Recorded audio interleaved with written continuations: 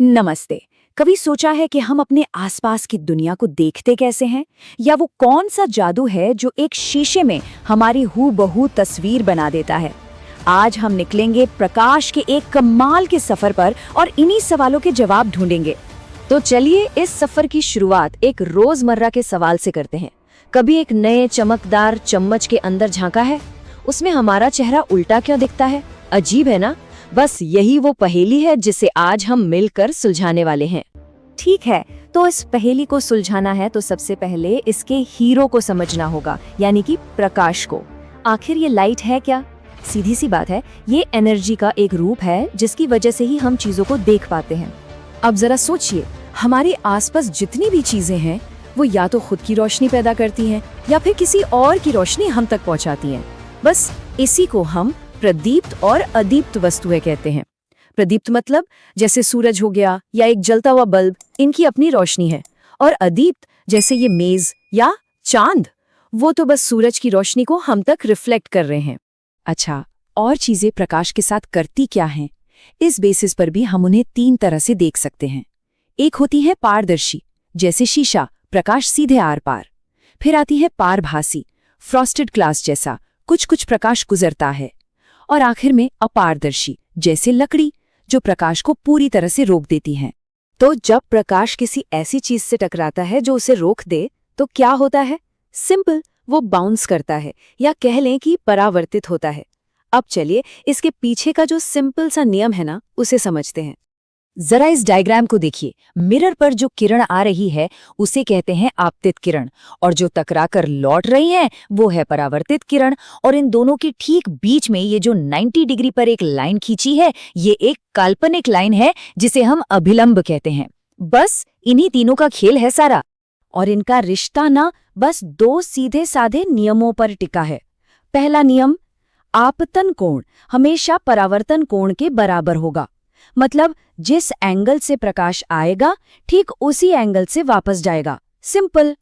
और दूसरा, ये तीनों, आने वाली किरण, जाने वाली किरण और वो बीच का अभिलंब, ये सब हमेशा एक ही प्लेन में होंगे।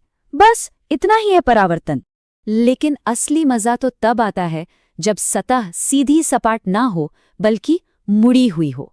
याद है वो चम्मच वाला सवाल? अब हम उस राज के बहुत करीब पहुंच रहे हैं। एक चम्मच को ही देख लीजिए।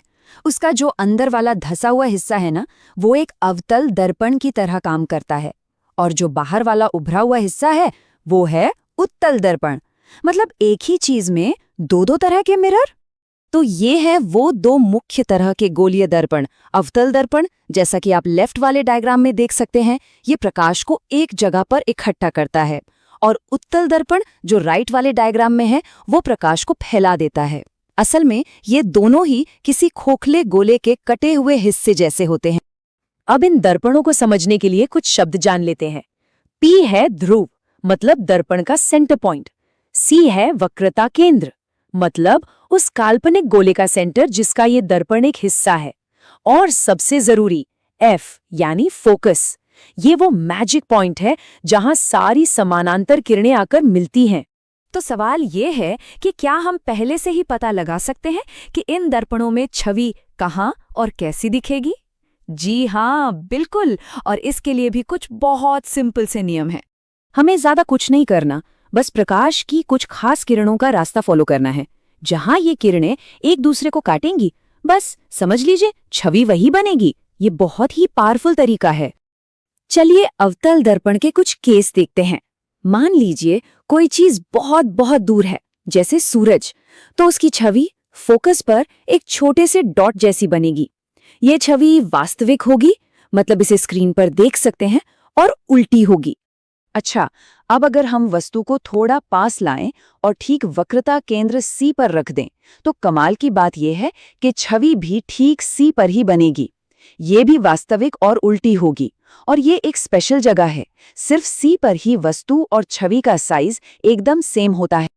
और ये यहीं पर है असली जादू। जब हम वस्तु को दर्पण के एकदम करीब ले आते हैं, मतलब ध्रुव और फोकस के बीच में, तो छवि दर्पण के पीछे बनती है, और ये सीधी होती है, आभासी होती है, मतलब इसे स्क्रीन पर नहीं उतार सकते, ये सिर्फ दर्पण के अंदर दिखेगी और वस्तु से काफी बड़ी होती है। बिल्कुल यही वो प्रिंसिपल है जिस पर शेविंग मिरर या मेकअप मिरर काम करते हैं। ये टेबल इन सारे नियमों का एक क्विक रिकैप है। एक चीज नोटिस कीजिए, जैसे जैसे वस्तु दर्पण के पास आ रही है, उसकी छवि दूर जा रही है और बड़ी होती जा रही है ना एक खूबसूरत पैटर्न इसमें। तो ये सारे नियम सिर्फ थ्योरी नहीं है, हम इन्हें अपनी रोज की जिंदगी में इस्तेमाल करते हैं। चलिए देखते हैं कहाँ कहाँ। कभी डेंटिस्ट के पास गए हैं? वो जो छोटा सा दर्पण इस्तेमाल करते हैं दांतों को देखने के लिए, वो एक अवतल दर्पण ही तो है। वो दर्पण को दांत के बहुत पास रखते हैं, जिससे उन्हें एक बड़ी और सीधी छवि दिखती है और सब कुछ क्लियर हो जाता है। अब इसी नियम को एक बड़े स्केल पर सोचिए।